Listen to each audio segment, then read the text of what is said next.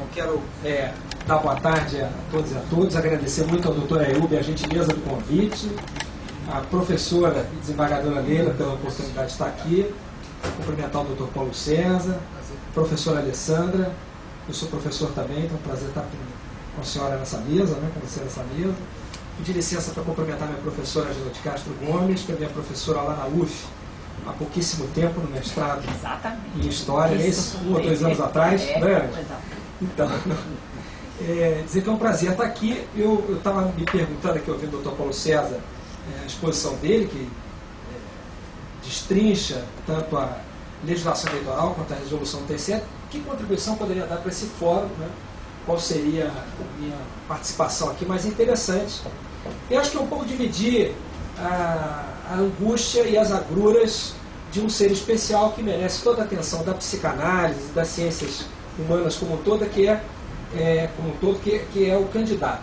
O candidato é um ser, de fato, muito especial. Ele, mais ou menos nessa época, pega uma doença aguda, que é a candidatite, Ele só fica bom disso nesse ano, vai ficar bom disso no dia 3 de outubro, à noite, por volta de 11 horas da noite, até lá no sofrimento intenso, sobretudo porque essa é uma disputa que é muito desigual.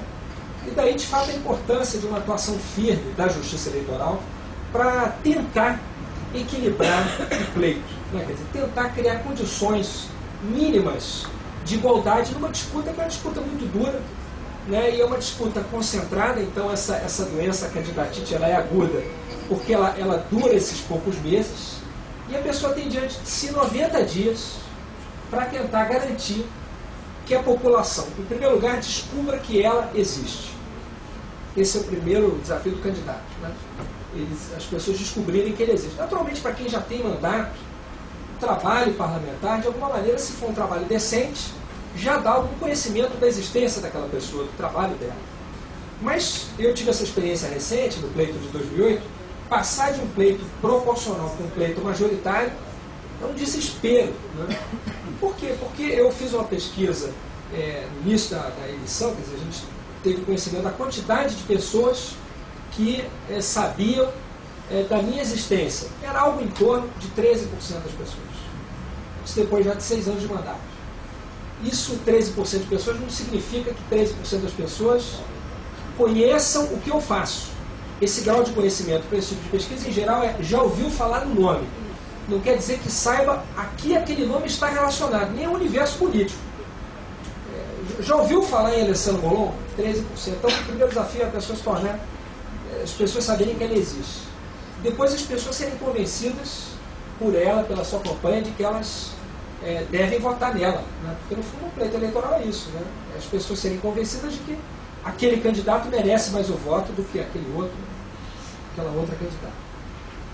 E, por fim, elas não serem seduzidas por uma arma que vai ser muito utilizada, que é o poder econômico, e eu vou falar um pouco dos centros sociais depois, que é muito desigual. Eu acho que a gente vai viver uma campanha muito especial esse ano, porque pela primeira vez na história desse país, não se preocupem com o resto, eu vou fazer um elogio ao presidente, mas não é o presidente da República, é o presidente do TSE, o ex-presidente. Pela primeira vez na história desse país, nós vamos ter eleições com a possibilidade de doação de recursos pela internet, com cartão de crédito, na página do candidato. E essa mudança, um dos maiores responsáveis por isso é o ex-presidente Carlos Aires Brito, que foi um apaixonado por essa ideia. Eu, há 1 ano e meio atrás, estive em Brasília, pedindo a ele, fazendo um apelo a ele para que o TSE caminhasse nessa direção. Nessa ocasião, me encontrei na antessala do ministro do Supremo, então presidente do TSE, com o deputado federal Fernando Gabeira, que tinha ido lá pedir a mesma coisa, o destino não subiu naquela antessala, e, para nossa feliz surpresa, o presidente do TSE já estava estudando esse tema e já defendia que isso acontecesse. Isso, felizmente, vai acontecer pela legislação, mas se não acontecesse pela legislação, a resolução do TSE certamente garantiria isso por mérito do próprio Carlos Aires Brito. Só para você ter uma ideia do que isso pode significar, talvez não para essa campanha, e eu acho que essa revolução é uma revolução que vai se dar a médio prazo, mas eu acredito que daqui a 8 ou 12 anos a gente vai sentir os efeitos dessa mudança. A eleição do Obama, que foi aqui mencionada, ela teve o seu financiamento de 89,6% de recursos de pequenos doadores na página do candidato pela internet. Quer dizer, é uma quantidade enorme de recursos que inverte a lógica do financiamento de campanha, que, na minha opinião, é um dos maiores problemas que o Brasil tem e vai continuar tendo. Enquanto o modelo foi esse, eu defendo financiamento público exclusivo de campanhas. Estou convencido de que não é bom para o país que os seus senadores, governadores, prefeitos, presidente da República, deputados, precisem ir à porta dos empresários bater para pedir doação de campanha. Eu acho que essa prática não é boa. É verdade que é possível se manter íntegro, mas são poucos. Podem ter certeza disso.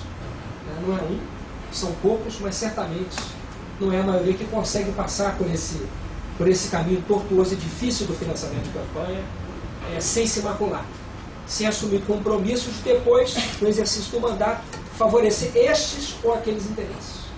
E isso é muito difícil.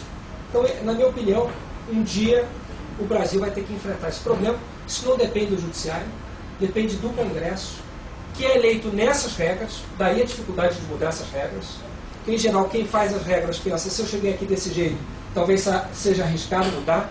Isso tem um componente difícil, que é mudar o financiamento de campanha com o sistema de voto aberto, nominal, que nós temos. Então é um debate. Há como se fazer isso, conciliar essas duas coisas?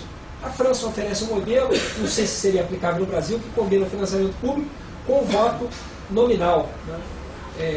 Mas enfim, é um modelo específico, talvez tenha que ser estudado por nós para se pensar uma alternativa. De qualquer maneira, enquanto nós não temos o financiamento público de campanha, essa novidade no financiamento privado, ela pode inverter a pirâmide. Trocar poucos doadores que doam muito por muitos doadores que doam pouco. Não basta a resolução naturalmente. Claro que sem ela isso seria impossível. Mas é preciso ainda uma mudança cultural. Eu acho que esse fenômeno do Obama se deve não só ao carisma do candidato, à estratégia da campanha e à possibilidade legal de doação de recursos pela página do candidato, com cartão de crédito. Pessoas que entravam lá e doavam $5, mas se deve também a uma questão cultural. Quer dizer, me parece que isso é mais comum nos Estados Unidos do que aqui no Brasil, essa ideia de que aquilo de que eu gosto eu ajudo com o meu dinheiro.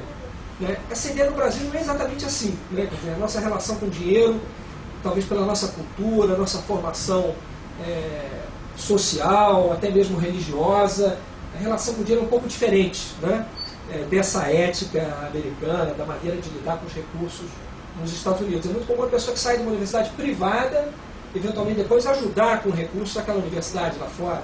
Universidades públicas também recebem doações de pessoas que passaram pelos bancos da universidade e depois atingem um sucesso tão grande na sua vida profissional que doam $1 milhão lá no fim do ano, tem dinheiro sobrando e decidem doar. Isso no Brasil não é comum. Essa mentalidade, quer dizer, essa cultura. Fala que não basta a resolução, mas sem ela seria impossível caminhar nesse sentido. Eu digo isso porque uma das maiores dificuldades do pleito continua sendo o desequilíbrio de forças econômicas. E olha, esse negócio de visibilidade em campanha é um desespero, porque o eleitor, em geral, ele acha que a campanha está forte dependendo da visibilidade da campanha nas ruas. Então, se a pessoa não vê muita placa sua, muita gente com adesivo de carro seu, muita placa sendo segurada pelas pessoas, eles dizem, sua campanha está fraca. O que não é verdade. Às vezes a campanha não tem visibilidade na rua, é uma campanha fortíssima. Uma campanha que depois vai se mostrar super vitoriosa. Mas se o nível de produção do programa de TV não é o mesmo de um concorrente, aquilo passa para o eleitor uma imagem de qualidade inferior, de fraqueza eleitoral. E, infelizmente, no Brasil, muita gente vota em quem vai ganhar. As pessoas pensam assim, eu não quero perder o meu voto. Existe essa concepção, Então, votar em alguém que não ganhou significa perder o voto. Eu desperdicei meu voto.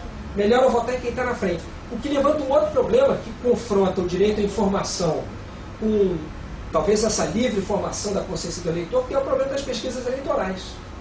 Eu sofri muito nessa última campanha de prefeito também por causa disso.